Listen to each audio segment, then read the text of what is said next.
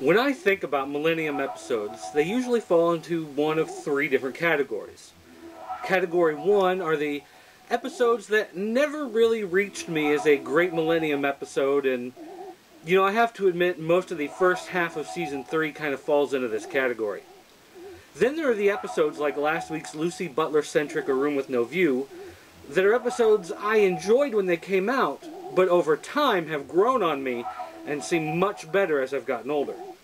But the third group of Millennium episodes are Millennium episodes that grabbed me the first time I saw them and have never let go. And today's episode, Luminary, I consider one of those.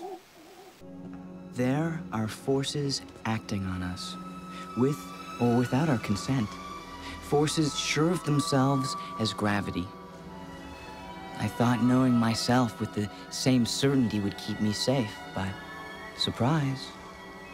As they say, what a long, strange trip this has been. One of the things that makes this episode so great is that we get a really good insight into Frank and Catherine's relationship. Even though they no longer live together, we still see how much they care very deeply for each other. We also get to see a little bit of an insight into Peter Watt's home life, which is wonderful for us to see how well he interacts with his own daughters and how much he cares for his family.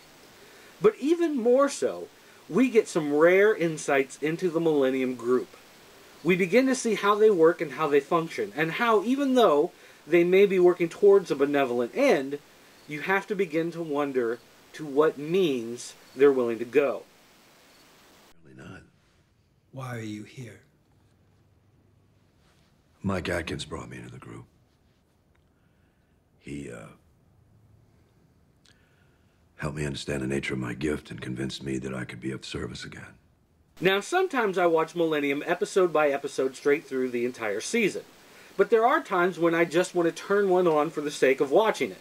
So this is one of those episodes that I often turn to in those situations. I've probably seen this episode 100 times. Now, Mark Snow released recently a compilation of his music from Millennium from La La Land Records. But before that, you could buy an iTunes exclusive digital download that contained tracks from Millennium. And some of those tracks included were from this episode. Now, I have to tell you that one of the first things I did after downloading that was burn it to a CD and put it in the car, and the music from Luminary I've listened to again and again and again.